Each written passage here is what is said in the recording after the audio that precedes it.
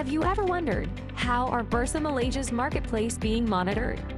Would you like to know how the marketplace is maintained orderly and fair? Welcome to Bursa Malaysia. We are the frontline regulator of the equity and derivatives markets.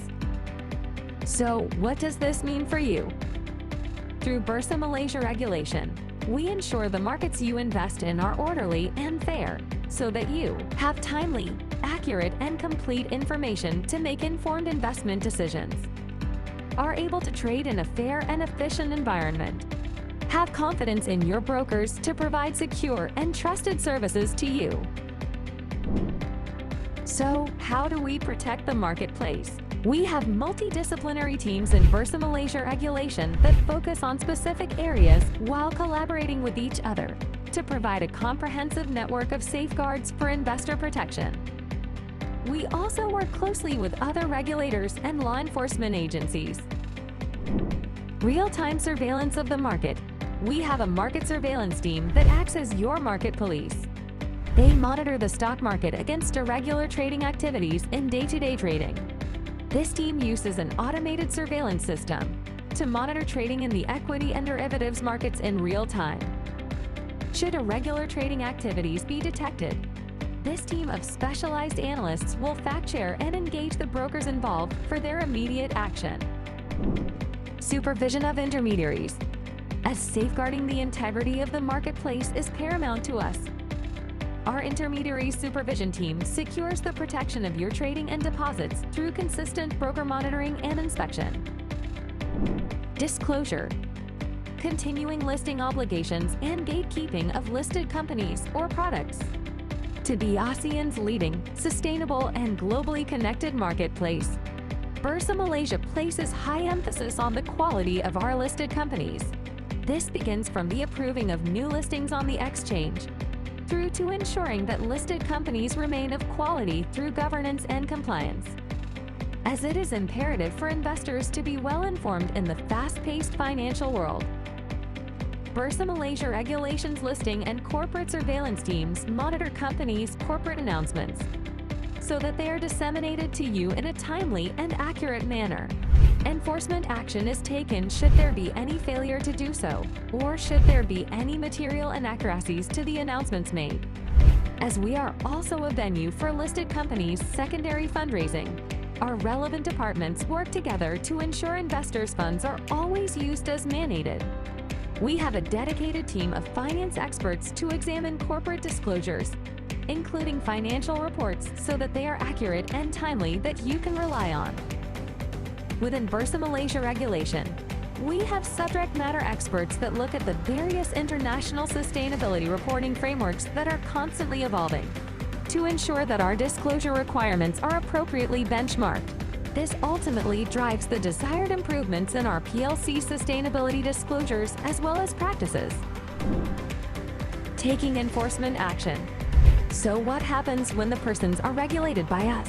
Be they brokers, advisors, listed companies, directors, or their representatives, breach our rules. Appropriate action will be taken against them. The types of action taken would depend on the severity of the breach. Suspected breaches will be investigated, and enforcement actions will be taken if the breach is proven. Our enforcement proceedings and actions are consistent and fair as cases are discussed in a robust manner through our regulatory committees, comprising independent individuals with relevant experience and backgrounds. Policy and rulemaking. Bursa regulation is the guardian to the 10 rule books of the securities and derivatives markets. Rules drawn up by the regulatory policy and advisory team are always outcome-focused. Industry or public consultations with the relevant key stakeholders will be undertaken, alongside rigorous benchmarking processes to ensure the rules are relevant, effective, fit for purpose, and on par with international standards. Each multidisciplinary team in Bursa Malaysia regulation is intertwined and interact proactively to ensure high standards in market integrity.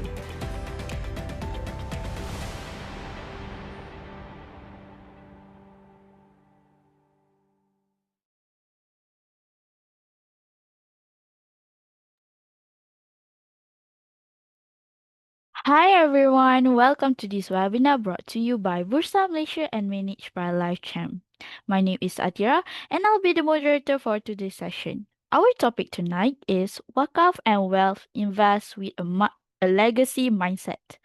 Have you ever thought about what will happen to your money in 5 or 10 years? Many of us invest buying stock, ETFs, or unit trusts and watch our returns grow. But then we start to ask, am I only growing money or am I building something that lasts? This is where Wakaf comes in, a simple but powerful way to turn wealth into lasting good. So today, we are honored to have Miss Irdarina to share how you can align your investment with lasting impact. Learn how Wakaf Sharia compliance tools and the family office model can help you build a meaningful purpose driving portfolio for the future. Before we proceed, allow me to make a short disclaimer. Please be reminded that everything is shared in this session is mainly for educational purpose and by no way we are providing you advice to buy or sell any securities. You are 100% liable if you make any investment decision. So, now let me introduce our guest speaker today, Miss Irdarina. Miss Irdarina Kamaru Bahrain is a financial planner representative, FPR, licensed by Security Commission Malaysia and Financial Advisor Representative FAR approved by Bank Negara Malaysia. She has nearly 2 decades of experience in the financial industry. This year, 2025, marks her ninth year in estate planning and seventh year in financial planning field. Currently, beside her role as a financial planner, representative and a financial advisor representative, she is also a Islamic legacy planner, a trainer, and often become a source of reference and negotiator on the Islamic inheritance matter. She is the Chief Executive Officer, TSI Wealth Planners Indian Berhad, an Islamic financial advisor firm approved by Bank Negara Malaysia. With that being said, let us warmly welcome Miss Irdarina to the floor. Good day, Miss Irdarina. How are you today? I hope you are. Alhamdulillah. uh, Alhamdulillah, great. So I will pass this to you, okay? Okay, thank you very much, Miss Atira. Bismillahirrahmanirrahim. Assalamualaikum warahmatullahi wabarakatuh, and very good evening to all the participants and also to the organizer. First of all, thank you very much, especially to Bursa Malaysia and also Islamic Capital Market Bursa Malaysia, as well as LifeChamp as the organizer for this seminar.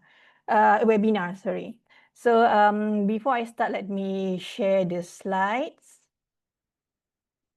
Okay, just now, Miss Atira already introduced myself, so let's jump to the contents of my sharing today. So today the topic that I'm going to share is about Waqf and wealth. How to integrate this Waqf and wealth with investment, to invest with a legacy mindset. So, wealth is a source of wakaf, and wakaf also can become the source of wealth, especially to the beneficiaries. So, here are the contents. These are the three main contents, but of course, when we go through each and every content, I will deep dive into the more detailed aspect on each of the content. So the first I'm going to share the differences between invest without legacy mindset versus invest with legacy mindset. And then the second one, I will talk about wakaf So some of you maybe, especially for the non-Muslim friends, probably this is the first time you heard about Waqf. But in English, usually in the conventional side, we call endowment. So Waqf is for Muslim, it's like is Islamic endowment. So I will talk about Waqf in legacy planning. And the third content is how to structure the wealth and Waqf and how to integrate this wealth and Waqf into one structure. And towards the end of the session, I will also share a case study, a real case study on how Waqf founder can integrate with investment and also the Waqf initiatives. Okay. So we move to the first content, first topic, that is invest without legacy mindset versus invest with a legacy mindset. So normally when we invest in financial instruments, in investment instruments, why do we invest? So of course we want to have returns, we have to get some returns, but normally there are specific purpose why you want to invest and get the returns, get the profit. So usually when we talk about investment, our main purpose is to grow wealth and also, of course, to beat inflation and to as a retirement fund. So because now when we still have energy to work, we actively looking for active income, gaining income to build up our passive income, so that during our retirement age, we can have passive income to fund our retirement life. So investment is one of the way how we're going to grow our passive income. And then other purpose, that's why people always invest, is to achieve specific goals. No matter whether it's short-term goals or medium-term goals, short-term goals such as when you want, if you want to buy a car during within 1 year, or medium-term goals such as purchase property, and also it could be long-term goals such as performing Hajj for Muslim, or even to plan for vacation. So maybe you need, of course, you need to invest, whether no matter whether it's in a low risk fund, low risk investment assets, or high risk investment asset. And other purpose that usually why people invest is to have an emergency fund. So everyone need to have emergency fund. In fact, before we move, before someone want to invest in a higher risk instrument, they should have assets portfolio in a low risk instrument first that give even though it will give minimum returns, but with capital preservation for emergency fund purposes. But of course, if simply keep in the savings account or current account, it won't give so much. So probably we might want to put in an income fund so that we will get some income, but at the same time, the capital keep protected and keep preserved. And final one, usually sometimes people invest because of for their child education. So probably now maybe your child is 8 years old, and then you want to have funds for the child education when in 10 years time. So if you have 3 children, you have to know how much you have, how much money you have to save today or invest today to enable you to achieve the college fund when each of your children attain the age of 18, when they attain the age, when they are going to embark into college studies. So these are the basic purpose that why people do invest. But people always forgetting that they should also think about legacy, because even though we have a certain purpose in life, we have certain goals to achieve. So when we make investment, the objective is to achieve certain investment objectives, but we shouldn't forget that what if what if we die before the goals is achieved? What will be the exit plan? What will the investment? What will happen to the investment if we die before the goal is achieved? So that's the difference between someone, the investor, who have legacy planning in mind versus someone who don't have the legacy planning in mind. So, for example, those who invest without the legacy planning in mind, usually the purpose for investment purely profit driven. But for those who have legacy planning in mind, they will look into consideration what kind of investment that give profit and also that give impact. Impact means not only that will benefit yourself to grow wealth, but at the same time, it can give impact to the society or at least to your family members. And also you can add on the purpose of investment to spiritual reward. Because nowadays there are certain investment that is combining these objectives, which combining the profit, impact, and also impact to the society, and also the spiritual reward to the investor. And then the second one, in terms of time horizon. So time horizon, for those who invest without the legacy mind, they always self-focused, only think about themselves. But for those who think, who invest with a legacy mind, they will think, they will go beyond themselves. Will focus on multi-generational. That means they will think about the wealth that they keep, the investment can be utilized across generations. And also in terms of mindset, those who invest without a legacy mind will think, as long as I grow money, I'm fine, I'm okay. But those with a legacy mind, he might think that my wealth is a trust. So in Islam, wealth, assets, property, wealth is a trust. We human is only the Khalifah or vicegerent of Allah. So we entrusted to taken care of our assets properly, and also only involved in halal instruments only. So if those the investor who have this legacy mindset, he will only choose halal Sharia compliant instrument, and also he understand that the wealth that he has currently right now is only a trust or amanah. It's for himself, for family, and also for the ummah, for the society. And in terms of the use of returns, so for those who invest without the legacy mindset, will focus on personal consumption only. But those who have a legacy mindset will allocate certain returns to sadaqah, waqf, and also legacy gifts such as hibah. In terms of estate planning, estate planning is always often neglected.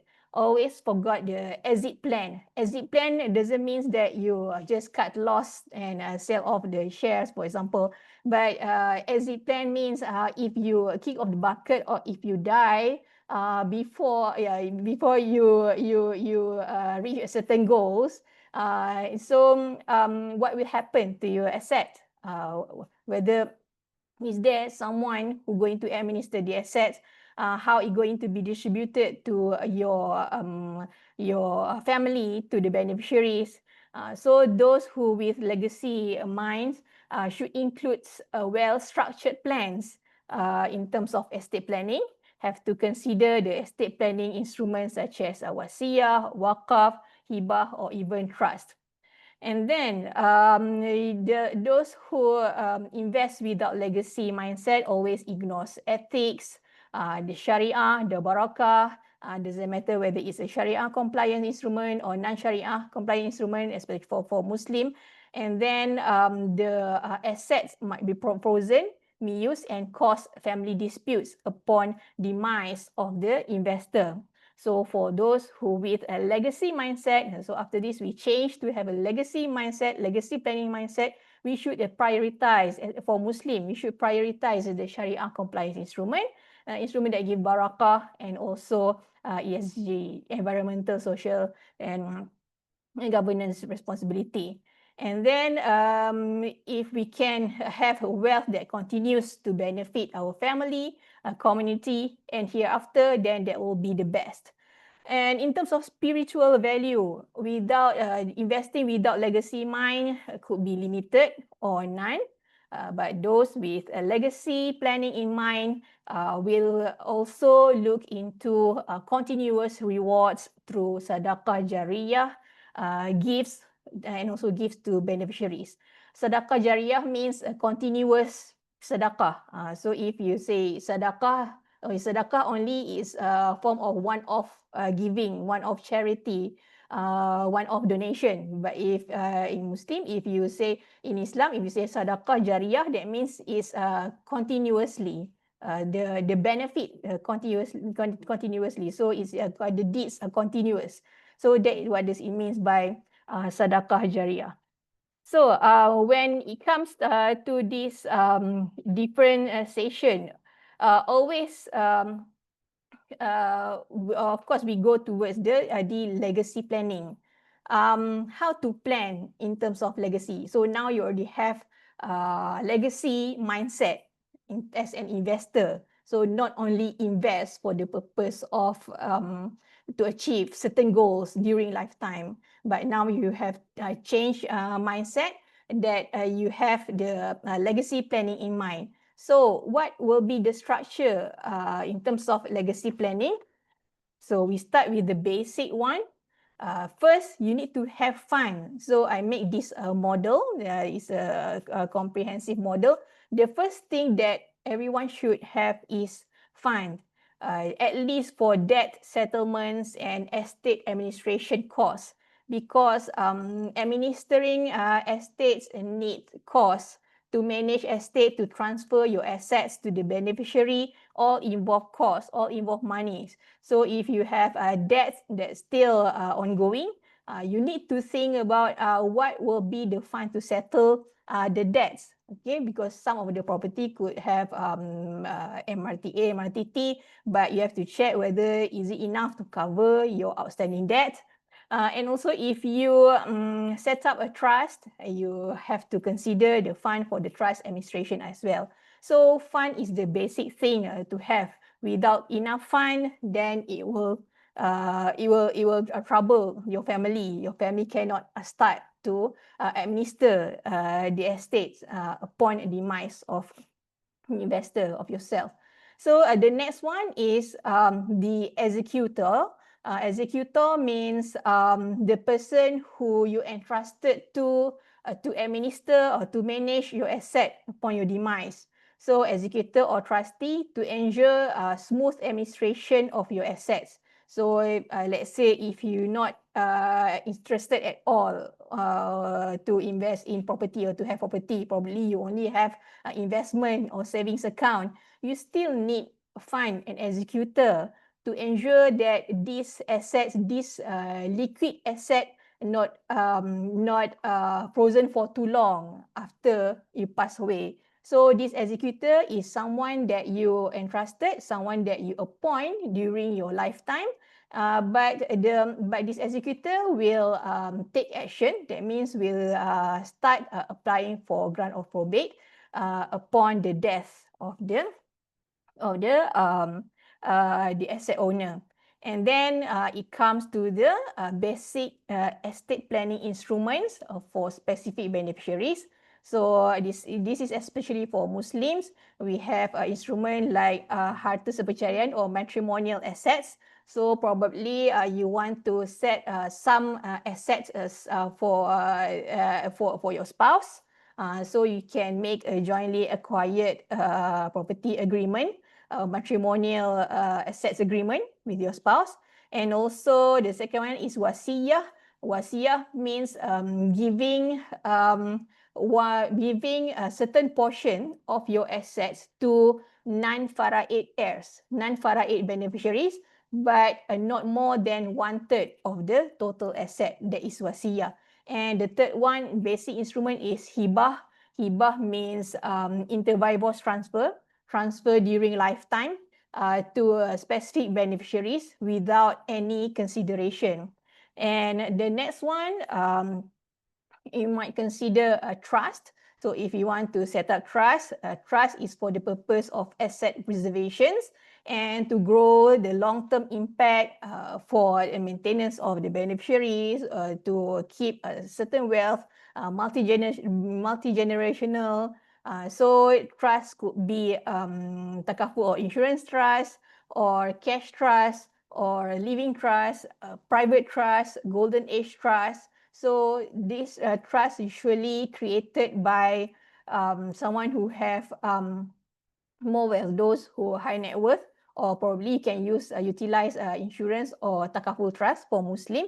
If you have certain you took life policy or family takaful, then with the sum covered, the death benefit, you can instruct, you can give instruction in terms of how it should be released to the beneficiary under this under the trust deed. And the final one, the self-actualization of legacy planning will be the Waqf. Okay, so this is the model that I prepared by myself. So the self-actualization or the self-actualization in legacy planning, I will say, is Waqf. Even though you can start Waqf as early as tonight, yes, you can do Waqf via cash transfer to, for example, Yayasan Waqf Malaysia. You can do Waqf cash transfer via Yayasan Waqf Malaysia, or via zakat centers, or via Waqf Foundation immediately tonight. But the Waqf that I meant in this model is a big scale or large scale of Waqf, which are usually set up by a high net worth or ultra high net worth person. So we can start a Waqf today, maybe via cash Waqf, but slowly we will move into to become a high net worth person, and we set up our own Waqf. So Waqf, there are two types of Waqf. Waqf for family. So Waqf for family means the family members become the beneficiary for the Waqf. And also there is also other type of Waqf, which is a specific and public Waqf. So specific Waqf means the beneficiaries only for specific group of person.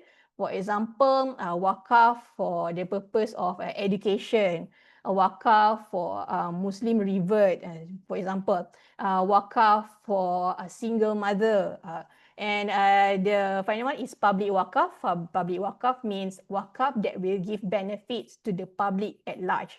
So Waqf is a beautiful instrument because it's not only can benefit your family, it can also benefit public at large, no matter whether it's Muslim or non-Muslim. So it will give benefits to the society, to the economy as well.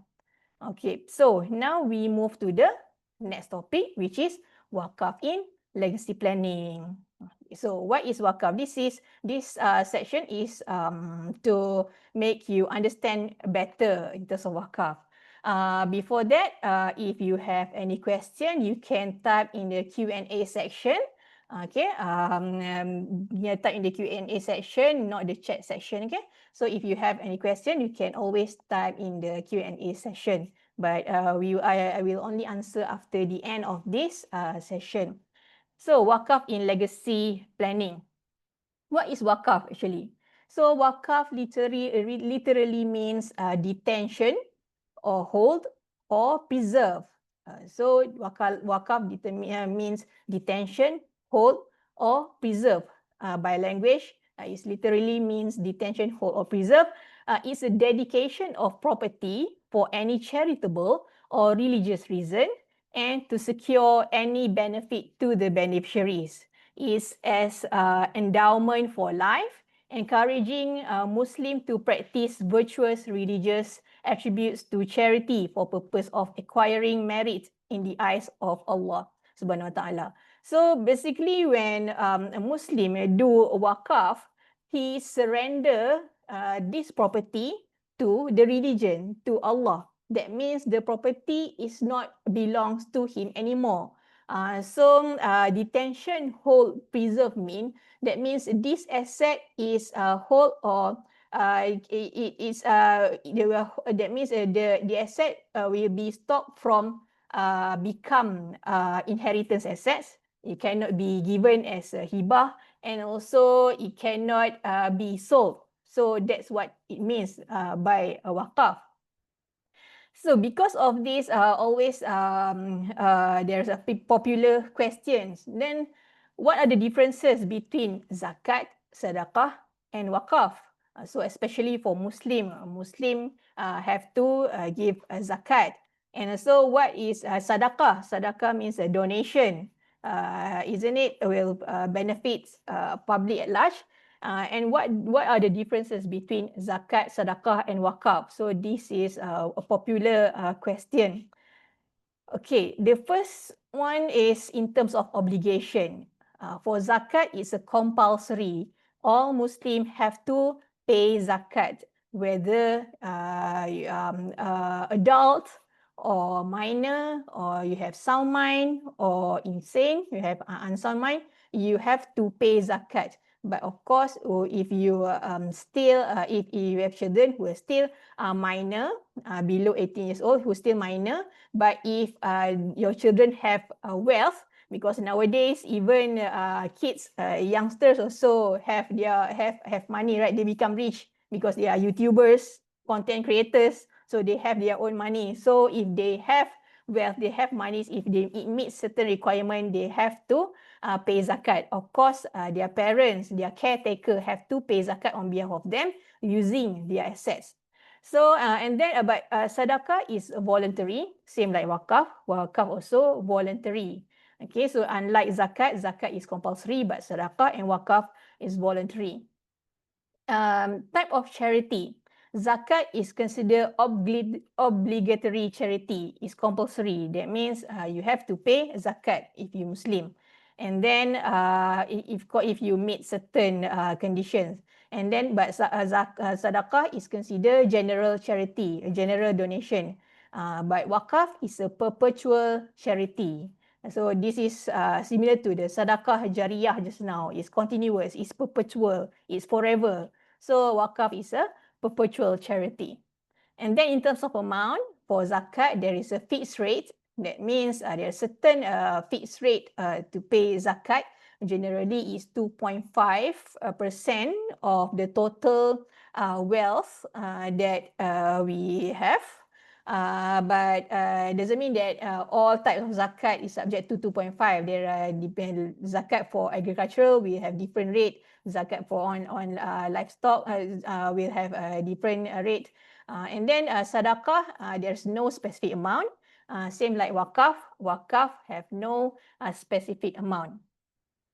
And then in terms of beneficiaries, zakat only for 8 beneficiaries that is called as asnaf. So asnaf mean zakat beneficiaries.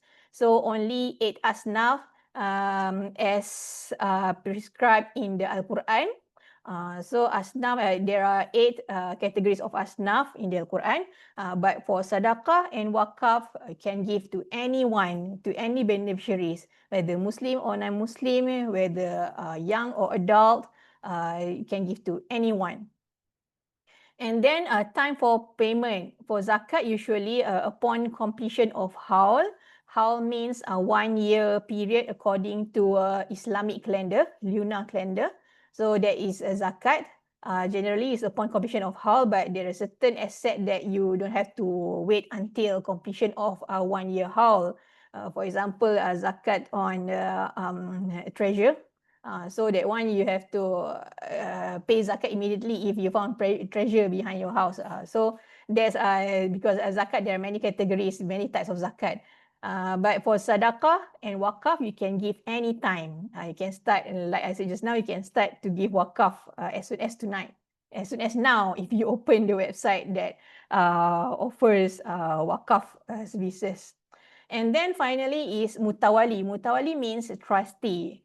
So under zakat, it's not necessary to have to appoint mutawali or trustee, but Malaysia is unique. In Malaysia, we have zakat centers such as Lembaga Zakat Selangor or Pusat Pungutan Zakat Mawib. They are zakat centers established to manage zakat payment, to manage zakat distribution on behalf of a Muslim in every states of in Malaysia.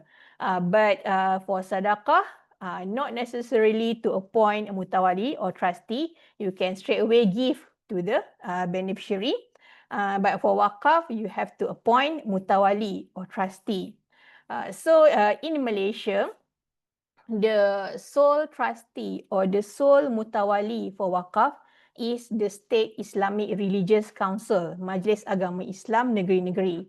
So each state have their own State Islamic Religious Council because the religious council is under the purview or under the jurisdiction of each state. So each state will have their own State Islamic Religious Council. So State Islamic Religious Council is the sole mutawali or sole trustee for every state. That means if you want to set up a waqaf, you have to get approval from the state, your own State Islamic Religious Council. Okay, so what are the legal consequences of waqaf? So that means, as I said just now, waqaf literally means hold, detention, and preserve. So that means assets that already endowed to waqaf, it cannot be sold, cannot be given as hibah. Hibah means inter vivos transfer during lifetime without any consideration. And this asset also cannot be inherited. And waqaf must be irrevocable. And it's perpetual, it's forever, perpetual. There is no expiry.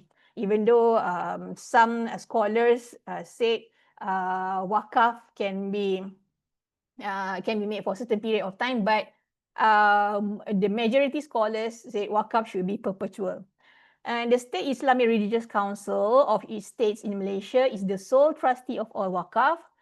So in Malaysia, there are 6 states with their own waqaf legislations.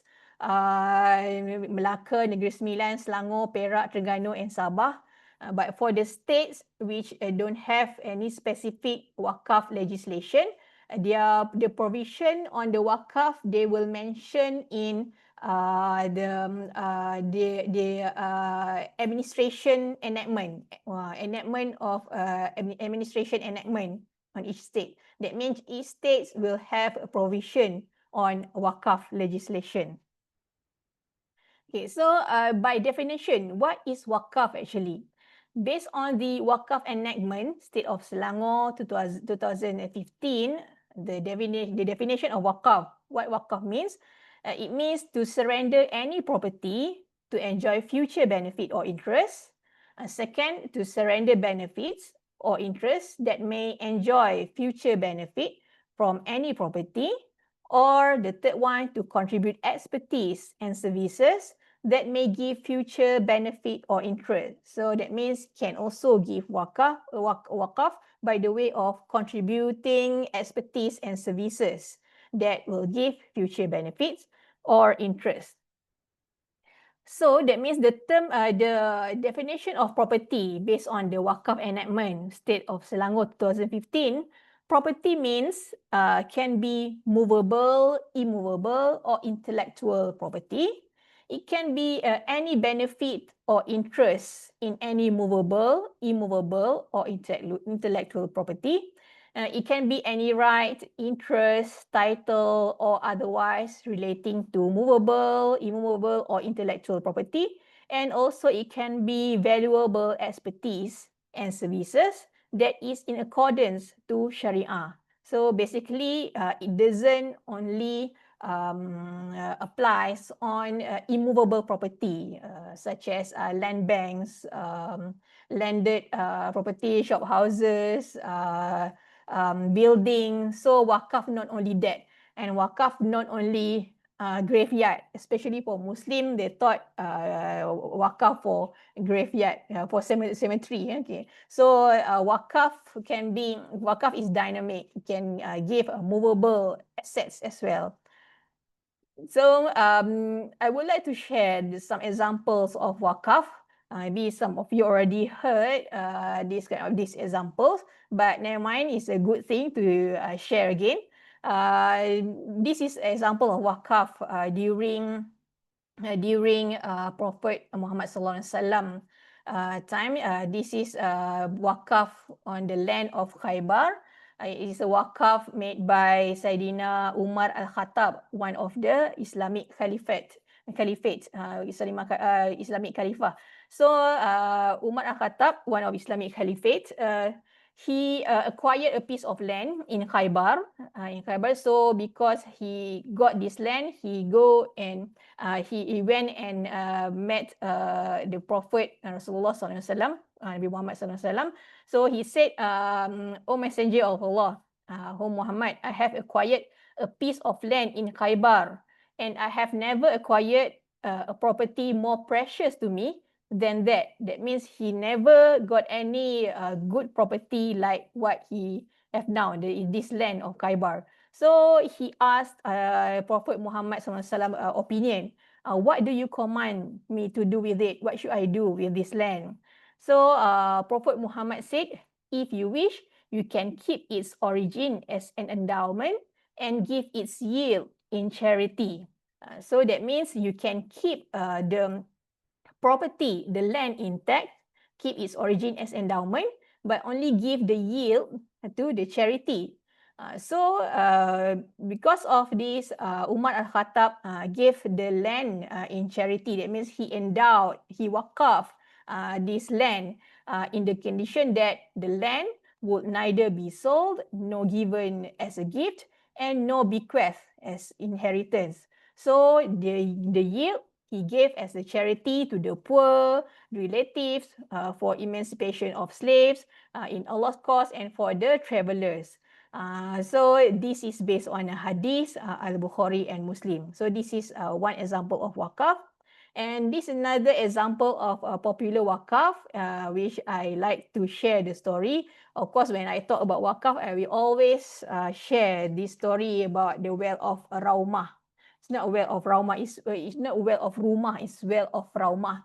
So basically, actually, Raumah is the name of a Jewish in Madinah. So this Jewish named Raumah, he owns this well. Okay. So at that time, this wakaf made by Uthman bin Affan, another Muslim caliphate. In Malay we call Khalifah, Muslim caliphate, Uthman bin Affan. So when Muslim migrated from Mecca to Madinah, okay, in Saudi Arabia, they migrated from Mecca to Madinah. So when they arrive Madinah, there is a well owned by this Jewish named Raumah. Everyone likes to drink water from the well owned by Raumah, because the taste of the water in the well almost similar like the Zamzam well, which they always enjoy when they during their life in Makkah, because these Muslims they migrated from Makkah to Madinah. So when they arrive Madinah, they really miss the taste of Zamzam's water, water from the Zamzam well. But when they arrive Madinah, this well owned by Raumah have the similar taste like Zamzam. So everyone likes to go to this well and buy the water. But Raumah, he imposed a high price for those who want to purchase the water from the well.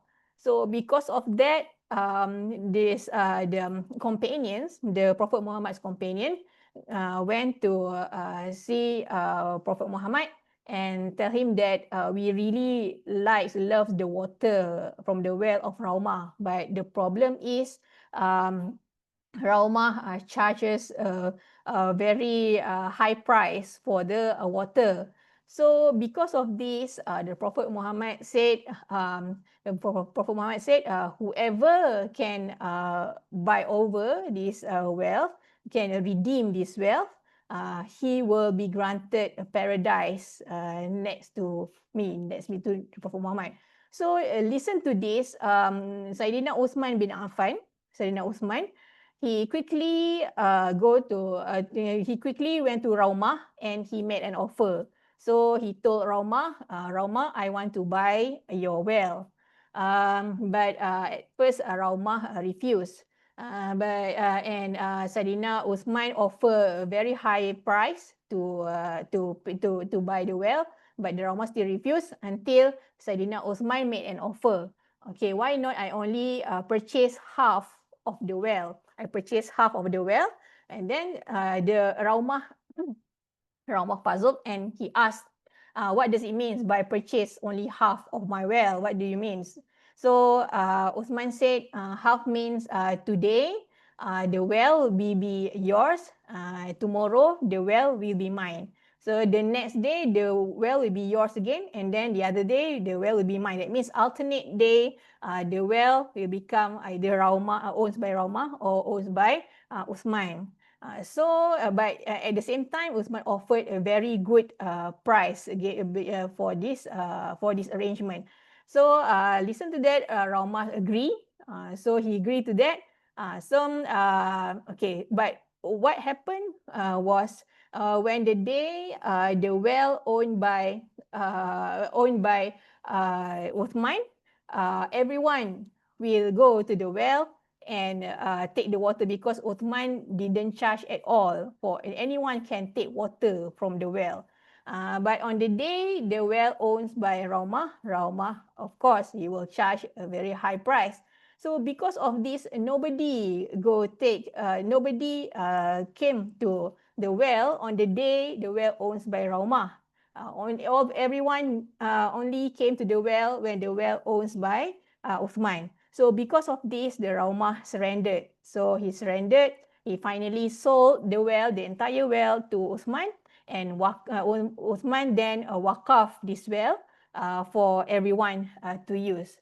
So from the waqaf of this well, around the surrounding the wells, there's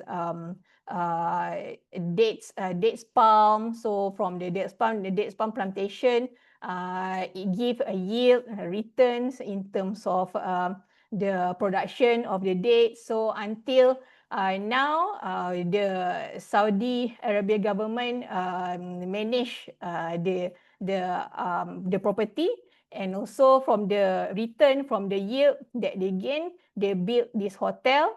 It's a Uthman bin Affan hotel located in Madinah, and this hotel is still exists until now, and it's generate income.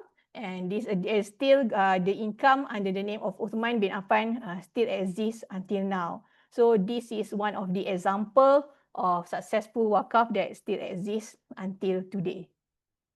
In Malaysia also, there are a lot of examples of waqaf. So one of the popular example is Masjid Kapitan Keling in Penang. So anyone from Penang here, of course you're familiar with this masjid, this mosque, Kapitan Keling Mosque, Penang. This is a waqaf made by a ship captain named Chowder Mohudin Maichar. So Chowder Mohudin Maichar, or known as Kapitan Keling, he is a ship captain and also he's a trader. So he came to Malaysia. He got this land, and then because he's a Muslim, so he feels there is a need of place for Muslim to perform prayer. So he waqaf his land, and now it's become and that's why this masjid is named as Masjid Kapitan Keling Penang. So actually this is a waqaf made by Captain Chowder Mohudin Maichar. So he waqaf the land, so until it begin with the piece of land until the British government give a bigger land, and then until now it become the Masjid Kapitan Keling. Is nearby Nasi Kandar Beratur, if I'm not mistaken. So this is Masjid Kapitan Keling in Penang. And then another successful wakaf or prominent wakaf in Malaysia is the Menara Bank Islam in Jalan Perak, Kuala Lumpur, whereby this land was wakaf by Ahmad Dauji Dadaboy. He also a trader, originally from India. So Ahmad Dauji Dadaboy, he wakaf this piece of land located in Jalan Perak, Kuala Lumpur. This land managed by the, remember Mutawali just now, the trustee, managed by the Federal Islamic Religious Council, is Majlis Agama Islam Wilayah Persekutuan. So Federal Islamic Religious Council, MAWIP, MAWIP with Lembaga Tabung Haji, they developed this wakaf land and built this building, and they lease out this building to Bank Islam and also TH Technologies. So MAWIP joined with TH Lembaga Tabung Haji to develop this wakaf land and appointed TH Properties as the property manager. So initially this land is 34 million in value, but after it has been developed to a building, the value has risen to 151 million. And MAWIP leased out to Bank Islam with lease rental lease rental, and then with this lease rental, it is expected it will generate a lease income of 56.6 million per year. So under the agreement, the MAWIP lease out this building to Bank Islam for 25 years, and it is expected by the end of 25 years, the value of this building will appreciate further to 600 million ringgit. So this is how wakaf work. And rental income, the lease income that paid by Bank Islam, it is used to fund the poor, the asnaf as the beneficiaries. So this is the example and the beauty of wakaf in Malaysia. So how to integrate wealth and wakaf? Since you know this example of wakaf, of course there are many other examples of wakaf. In Penang, there are many wakaf such as Wakaf Siti Aisyah, and then there's in Johor as well. So there are a lot of wakaf in Malaysia. So how to integrate the wealth that we have, and also integration. So the example that I shared just now, the land in Khaibar, the well of Rauma, the Masjid Kapitan Keling, and also that one is a wakaf, and also the land wakaf by Ahmad Dauji Dadaboy, the Menara Bank Islam Jalan Perak. That one is a form of traditional wakaf. But now we already evolved, wakaf has evolved to various kind of instruments, not only focused on property, but there are few instruments that has been developed and combined with the wakaf. So these are the contemporary wakaf or Sharia compliant tools to grow legacy impact. The first one is cash wakaf. So cash wakaf is simple, just transfer money to wakaf to a wakaf manager, such as Yayasan Wakaf Malaysia, or to the zakat centers. They also have certain wakaf fund, and then can also make wakaf via takaful. Certain takaful products, you as the participant can select that upon death, you can choose to give certain portion for a wakaf. Of course, there is a predetermined portion, either 30% of your death benefit or 10% certain of your benefit. So there are certain product that is designed to provide wakaf to give part of your death benefit to the wakaf center. And there is also product, but I'm not sure whether the product still in the market or not. Previously, there is a product whereby every month when you contribute to the takaful as a takaful contribution, part of the contribution will go to the wakaf fund as well. So that is wakaf via takaful. And then the third one is wakaf linked unit trust. Wakaf linked unit trust means you subscribe a unit trust, a unit, when there is a dividend. So the dividend or the distribution from the unit trust partly will be reinvested, and then part of the distribution will go to the wakaf fund. So that is wakaf linked unit trust. Some of the example of wakaf link unit trust such as PNB Wakaf Anur, and also Bank Islam Wakaf My Makmur. So there are few wakaf link unit trust. Maybank also have the wakaf link unit trust. And then wakaf IREITs, wakaf Islamic Real Estate Investment Trust, such as Al-Aqar REITs and also As-Salam REITs. Same concept. That means the returns will partly will go to the wakaf fund. And then the final one is wakaf featured exchange traded fund, ETF. So in Malaysia currently there's a newly introduced wakaf ETF managed by Equate FTSE Malaysia Enhanced Dividend Wakaf ETF. So under this fund, Equate FTSE Malaysia Enhanced Dividend Wakaf, Equate collaborate with Yayasan Wakaf Malaysia. So part of the return, part of the dividend will be channeled to Yayasan Wakaf Malaysia for the purpose of charity.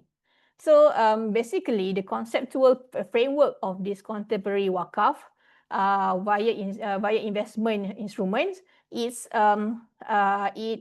based on it's a form of cash wakaf. It's a variant form of cash wakaf because we transfer cash, we put money into this investment instrument. So it's original from cash. It's just a variant. It's evolution from a cash wakaf. And of course, it becomes the source of Islamic social finance because part of the dividend, part of the return, and part of the distribution will be channeled to the wakaf manager, wakaf administrator. And finally, it will be channeled to the beneficiary. And it provides sustainable return. And of course, it's coupled with investment strategy because the fund manager involved in this investment instrument. And of course, there is also corporate management since it's a fund and also managed by the fund management company. So it involves corporate management. So wakaf via investment instrument is, this is the conceptual framework of wakaf via investment instrument. So this is how it works. Actually, the item that has been wakaf endowed is the dividend or the return or the distribution. So this is how it works. Investors is called as waqif. Waqif means wakaf founder, investors, which is us. We invest some money to these investment instruments. So when the investment instrument generate returns, so for example, if we invest in the ETF just now, wakaf ETF or wakaf IREITs, we invest in that instrument, and then when the instrument generate returns, some of the return will be given to the unit holders or investors, and some of the return will be given to fund the wakaf. Will be given to the wakaf administrator. So for example, like ETF just now, that's why you have to read the prospectus. What is the portion of the return that will be given to the wakaf administrator. So for example, like Equate just now, it is mentioned in the prospectus that the separation will be on 50-50 basis. That means when the fund generates returns, 50% will go back to the investors or unit holders, and the 50% we go to Yayasan Wakaf Malaysia as the wakaf manager. So Yayasan Waqaf Malaysia will use this fund to as a Waqaf fund to fund education purpose, healthcare, economic empowerment, environment, and also other projects. So that's how it's benefit the society at large. Because if everyone only Waqaf property or Waqaf land bank, then how to develop this land? Because we still need money to develop the land bank, still need money to maintain this property. So that's why it's important to wakaf by the way of cash or this investment instrument as well. So other than this, there's another way that can be utilized as a conduit or vehicle to support wakaf. So that is via the single family office. So this is quite new because it's just introduced by Securities Commission last year in 2024. And of course, especially it is still new among the Muslim high net worth or ultra high net worth person. So in fact, I'm also still learning regarding this single family office. Currently, only 2 SFO approved by the SC. It's by the 2 single family approved by SC is only from Tan Sri Chuamayu, CMY Capital. So he established a single family office, 1 KL Management Sdn Bhd. So it is the 1 KL is the family office for CMY Capital. And another one that got approval by Securities Commission is Yauki family. Yauki family is from a Port Kalis group. So Port Kalis group is owned by Mr. David Chong. So he is a lawyer and businessman. So currently only 2 FSOs already established in Malaysia, specifically in Forest City, Johor. So this is the structure of single family office. The family office is actually the family which its members are individuals who are lineal descendants of a single ancestor, including the spouses and children of this individual. So the family can set up like holding company. So all this single family can join and combine and set up this structure of family office. It has to be need to have SFO, single family office management company. We call it as SFOMC, and also SFO corporate vehicle, a single family office vehicle. So this vehicle is established for the purpose of holding the investment. So this single family office, people set up family office to maximize returns on investment at the same time for tax optimization. It's because under the single family office, the family SFO can seek approval from Securities Commission to get a 0% tax, provided they meet the criteria set by SC.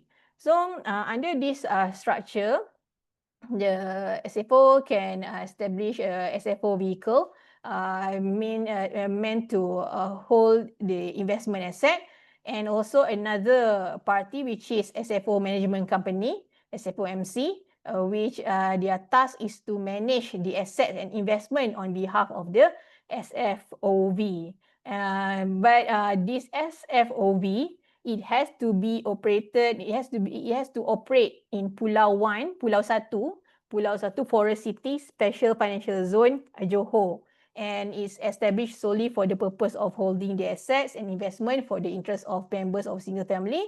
And it has to meet a minimum at least 2 full-time employees, at least 1 director or full-time employees, and at least 1 investment professional, and minimum annual local operating expenditure of 500,000. Okay, and only this SFOV can apply for tax benefit, but the SFOMC is still subject to Malaysian corporate tax. So SFOMC, the function is to manage the investment, the assets owned by the SFOV. So this is the requirement. The SFOMC requirement, all AUM must be managed out in Malaysia.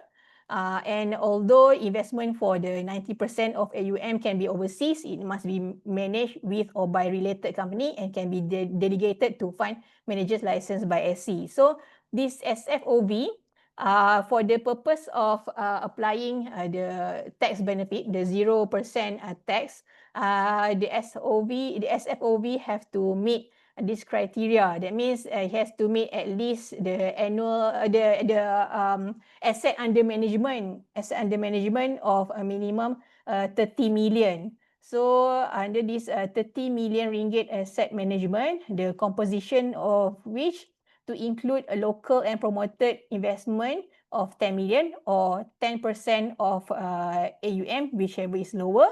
So this is the requirement for you to get 10 years 0% tax, 10 years 0% tax incentive lah. But if you can get further extension of another 10 years if you meet these conditions for tax exemption. That means minimum for the next 10 years, you have to meet the minimum AUM of 50 million. And then the combination of local and promoted investment of 10 million or 10% of AUM, whichever is higher. And now minimum full-time employees and annual local expenditure of minimum 650,000. So this is the single family office structure promoted by Securities Commission and just introduced in Malaysia. So the requirement is minimum need to have asset under management of 30 million under this single family office. And also it has to be at least 10% of it must be local or promoted, local and promoted investment. So of course, there are certain rules have to look at the FAQ and also the material provided at the Securities Commission website. So for the purpose of determining the asset under management, these are the details, what kind of assets that can be considered as included under the AUM calculation. And also the 10% must be assets under local investment, have to be invest in Malaysia, which include listed securities in Bursa Malaysia, Islamic capital products in Malaysia. So at least 10% or 10 million of the total AUM, whichever is lower for the first 10 years, it must comprise of local investment. So for promoted investment, you will get this multiplier of 1.5 times if you have invest in a promoted investment. It also include the Waqf featured framework funds. So what does it mean by 1.5 multiply towards 1.5 times multiply? That means if you have 1 million, for example, 1 million Waqf featured framework funds, but the calculation will take 1.5 millions because of the 1.5 times multiplier effects. So this is the eligible local investment and promoted investment for the purpose of calculation asset under management to get the exemption on tax 0%. So for the purpose of the definition, what is lineal descendants for the family office? So lineal descendant means excluding the principal itself and also his spouse, his or her spouse, and also their children and their children's spouse, and also their grandchildren and their grandchildren's spouse. So this is what a single family means. It also include it also include adopted child in accordance to a respective regulation. So have to follow Malaysia regulation. So that means this family office not only for Malaysian, that means among the family members can be foreigners as well. So It can be foreigners. So if the adopted child is from the foreign country, has to follow based on the regulation. What does it mean by adopted child approved by the country, the foreigners country. So this is what it means by the single family. So this is the structure, one of the way that the modern way how to integrate with Waqf. So how this SFO can integrate with Waqf. So like just now the idea, this is just an idea. It could be, maybe can have a better idea. So like family set up a family trust or holding company or member of single family. They set up the SFOMC and SFOV. SFOV to hold, owns and holding investment assets and to gain investment income. And the SFOMC is to manage assets on behalf of SOV. So it's better to have to appoint, even though this is not required under SC, but the family may appoint, the company may appoint a management committee or Sharia committee or audit committee and investment committee. So at the same time, can set up a foundation or Waqf entity. So for Waqf entity in Malaysia, they have to seek approval from Islamic Religious Council, from the State Islamic Religious Council. So he can set up family Waqf or specific or public Waqf. In fact, they can also set up foundation through Labuan to have family Waqf, for example. And it's good to have a Sharia committee or audit committee to supervise the operation of the foundation. So this is the idea that can be done. The purpose is so that this family, this family trust, this SFO can get benefit, can maximize their returns from the investment, and at the same time they can get tax optimization via the tax exemption just now, so that they have more funds to channel to the foundation or Waqf that they set up for the purpose of Waqf. So they become the founder. Once they endow this Waqf property, the asset is no longer their asset. It has to be endowed and be given to the State Islamic Religious Council as the trustee or mutawali. Okay. There is, before I end the session, I would like to share one Waqf, a structured Waqf in Malaysia, even though it's not from family office. Currently, there is no Muslim family office yet. Okay, so even though it's not family, because currently only two already get approval from SC, right? The Tan Sri Chua Mayu, CMY Capital, and also the Port Kalis Group, Yauki family. There is one Waqf structure that is very large scale and very well structured, which is almost similar like the concept of the SFO, but the difference is they are not SFO. They are more corporate Waqf, and also corporate Waqf. But in fact, the Waqf founder is actually state economic development organization. Oh, sorry. Before we move to the example, this is just a proposed portfolio suggestion. How to allocate partly of the investment to the Waqf. So probably 50 to 60% to invest in the core portfolio for wealth preservation, because this is a backbone of the financial stability to fund the basic Waqf administration. So it has to be low to moderate risk and that provide income. And then 25% to 35% to growth portfolio for capital growth. Of course, it's important but riskier because it's growth portfolio. So that by limiting this, it will allow potential upside from halal equity investment and to full future Waqf contribution. And finally, as a start, it is best to allocate only 5 to 15% Waqf portfolio for Sadaqah Jariyah and legacy impact, because this portion is irrevocable and illiquid. So if we allocate too much into Waqf early, you will risk liquidity issues for your own family business. So slim allocation will allow you to top up annually from profitable profits, sedekah or zakat wakalah. So this is the example is Waqf An-Nur Corporation Berhad. It's Waqf An-Nur Corporation Berhad is actually a company limited by guarantee appointed as Nazir. Nazir means special administrator by Majlis Agama Islam Negeri Johor, State Islamic Religious Council Johor.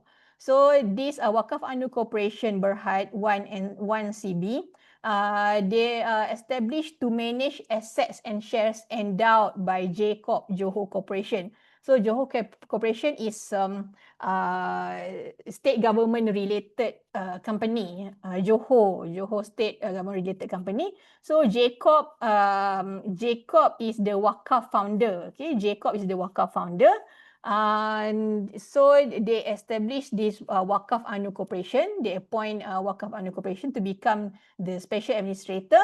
So this Waqf An-Nur Corporation, the blue box is the instrument is the four fundamental pillars to support, to foster the growth of the Waqf assets endowed by JCorp. So the pink box is the Waqf initiative. The blue box is the pillars or the instrument to support the Waqf. So as you can see, they are the fundamental pillars separated into there are 4 types such as stock portfolio, including the listed companies, As-Salam REITs, KPJ, Berhad, Al-Aqar REIT. They also have unlisted and real estate, Menara Ansar, Lucky Central, Capaian Inspirasi, and they also have investment in property, commercial buildings, office, land, houses, and they also have Arahnu Gold, gold trading platform, microfinancing via Arahnu Tambur, and also they have Waqf and investment initiatives. So this Hibah Lil Waqaf, PNB Waqf, PNB An-Nur Waqf Income Fund is a unit trust, and so Waqf via membership fees. So this Waqf and investment initiative is initiative by 1CB to encourage Waqf from the public. So that's why I said in fact we can start Waqf starting from tonight or from now. So you can just go to Waqf An-Nur Corporation website and give Waqf via this Hibah Lil Waqaf or Waqf via membership fees. So this income from this, income or profit from this is used to support these Waqf initiatives. So this community development, the Waqf categorized into 4 classes, spiritual and religion, where they have 7 mosques, they have Islamic Information Center, and then for socio-economic development, Fishing Line Waqf is to help the entrepreneurs. They have Dana Niaga, Pusat Waqf Community, Waqfpreneur, Waqf Tani for agricultural and so special project, and they also have community and welfare, the Jalinan Ukhuwah to help the homeless and needy and poor people. Brigade Waqf is a frontliner like they will give assistance for those flood victims. And in terms of healthcare, they have 21 clinic Waqf An-Nur all over Malaysia, not only in Johor. So these 21 clinics inclusive of mobile clinics. So Clinic Waqf An-Nur is all over Malaysia, and it's not only benefit to the Muslim, it's also benefit to non-Muslim as well. Anyone can go to Waqf An-Nur and pay a minimum fee.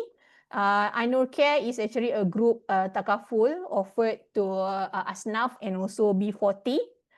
It's free for Asnaf, it's free, and it's provided to the Asnaf and also B40, so they can have this An-Nur Care for them to get outpatient clinical treatment at the clinics. And also they have this dialysis My Rumah. So this is the example of structured Waqf made by the JCorp, Johor Corporation. So of course Waqf is important because it's the sunnah of the Prophet. It's also important, and pious deed will survive the endower even until his death, and also it will support the community and the socio-economy as a whole. So I end my session with a hadith narrated by Muslim. When the son of Adam dies, his deeds come to an end except for three things, which is sadaqah jariyah, a knowledge which gives benefit, or a righteous child who prays for him, or that means the deceased. So among these, sadaqah jariyah is, I think, the easiest method to gain the deeds even after we die. So that's all my sharing. I open the Q&A session. You can type your Q&A in the Q&A box. So I leave the floor to Atira. Thank you. Okay, thank you, Miss Irda, for your wonderful sharing with us. We will now proceed to the Q&A session. If you guys have any question, please type them in the Q&A box. Our speaker will address. Please type them in Q&A box. Our speaker will address them accordingly. Okay. So I will go for the first question. Okay, Miss Irda. So, how can a family office optimize a portfolio diversification when including a liquid Waqf asset that cannot be sold or transferred? Okay. The SFO is a conduit or vehicle to generate income or profit from the investment. But a Waqf is a separate entity. So in the SFO structure, the same family, they set up this SFO vehicle and SFO management company as a vehicle to gain returns from the investment. And at the same time, they also become the founder of Waqf institution. So that means for Waqf institution, they are not the shareholder or the owner, they are the founder, because once they set up this Waqf, they have to endow this Waqf asset to the State Islamic Religious Council. So that's why this SFO structure, investment via the instrument that is permitted by the Securities Commission, this liquid instrument will fund the Waqf initiative. So for example, if they put immovable assets under the Waqf, they have many land banks, many landed property, so they can put under, they can become the founder and endow this property under Waqf. But to develop this land, they need fund. So then they can maximize the returns and also optimize the tax from the SFO structure, from the liquid assets that is permitted by the SC. So when they get the return, they just channel to the Waqf structure.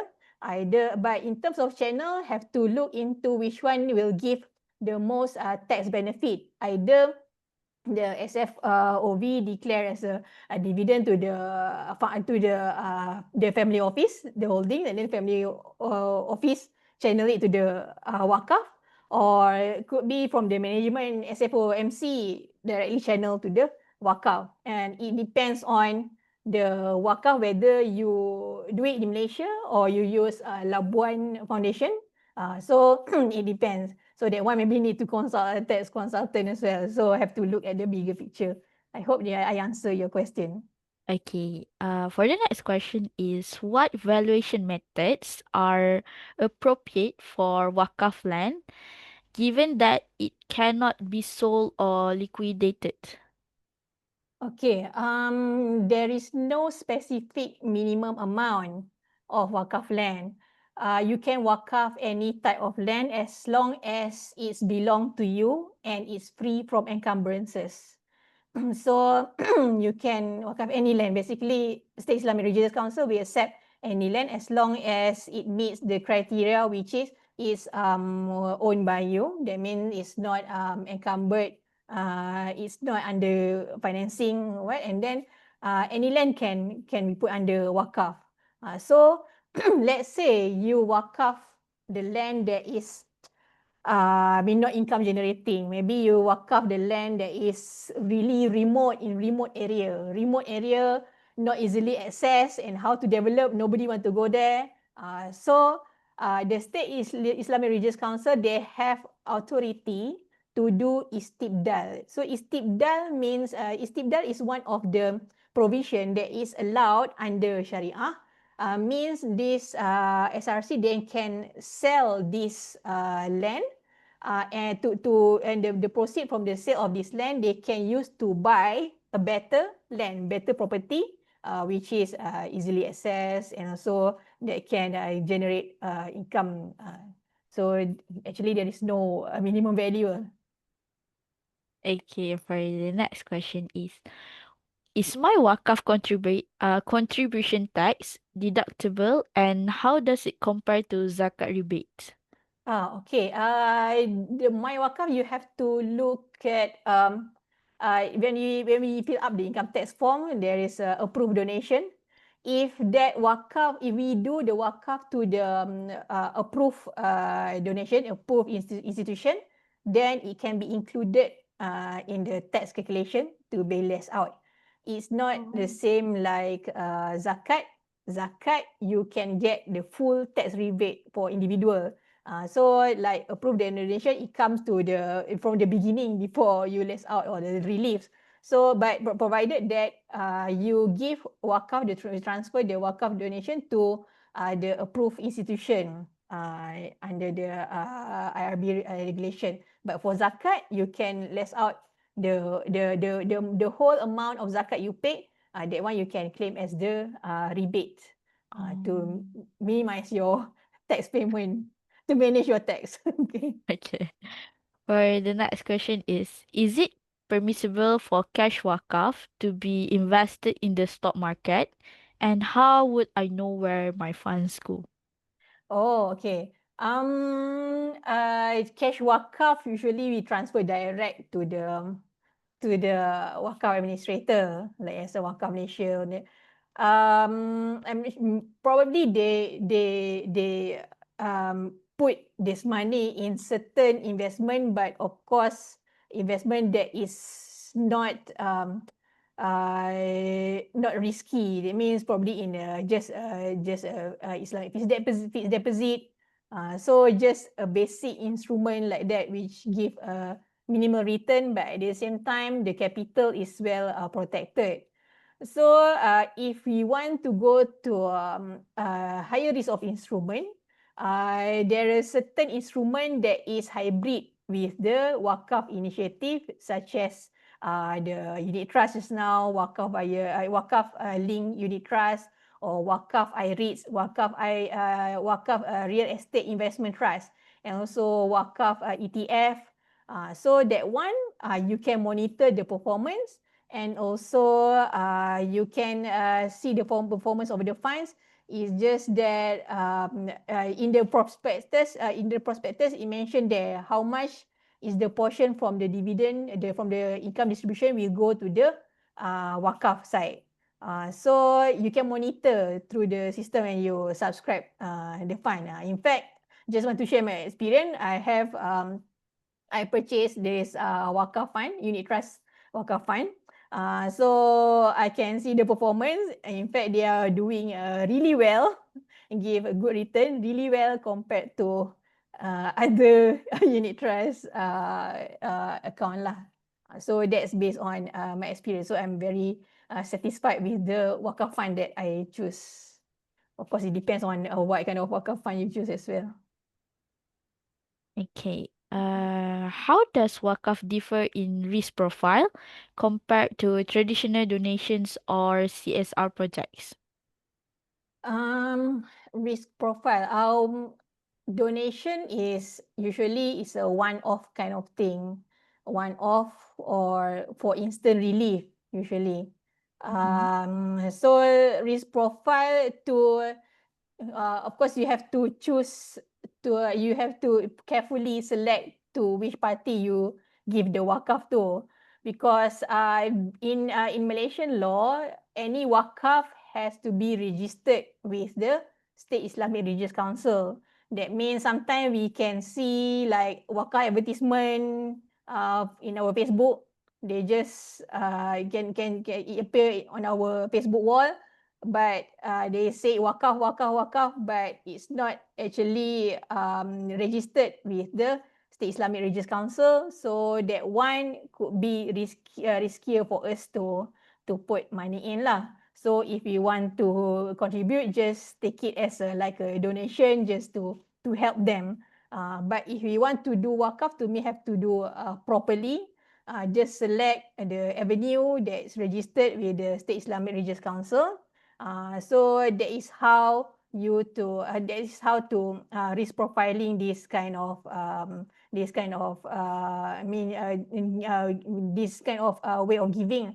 So for zakat is different. Zakat, we have the zakat center, which every state have their own zakat center. So of course, if we pay through the zakat center, then okay, already we don't have to worry. Unless if you pay directly to the someone that you thought they are asnaf kan, but it doesn't mean that they really asnaf. So that depends lah. Okay.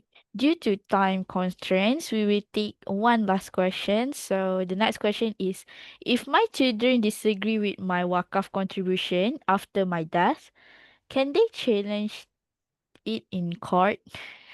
Okay. Wakaf, you can do during the lifetime. You can perform wakaf during lifetime. That means tonight you just transfer wakaf. You can also do testamentary wakaf. That means testamentary wakaf. That means wakaf by the way of wasiat, by the way of wasiah. So under Islamic law, under Sharia law, wakaf under wasiat, or we call it testamentary wakaf, it can be given to non-faraid beneficiaries. Okay, so that one first. So, and it is subject to a maximum of 1/3 over your total asset. So, let's say a Muslim, he made a wasiat, and then in the wasiat, he mentioned there is portion for a testamentary wakaf. So this portion, because that's testamentary, that means it will only take effect upon death. That means the asset is still there, still under the name of the person lah. So the asset owner. So if the wakaf amount less than 1/3, so that one the faraid members cannot challenge already. So because according to Islamic law, it cannot be more than 1/3. So if it's not more than 1/3, then this one, it is compulsory for the executor to fulfill this obligation. But if it's more than 1/3, let's say in the will writing, in the wasiat, he mentioned, I want to wakaf all my asset or all my investment to the wakaf, to Yayasan Wakaf Malaysia, for example, right? So the 1/3 portion is still subject to wakaf. That means it still need to be wakaf. But the remaining portion of 2/3, that one is subject to the consent by the faraid heirs. So because the 2/3 portion is their portion, so that's their rights to have the asset. So basically, they don't have to go to the court, to the extent of the court, because for testamentary wakaf, it's already set out 1/3 and 2/3. But if they still want to challenge over the 1/3 portion, then then it will depends lah whether the wakaf do properly or not. Okay. With that being said, that is the end for our Q&A session. So I would like to sincerely thank Miss Irda for taking time to answer all the questions that asked and sharing your knowledge. Thank you.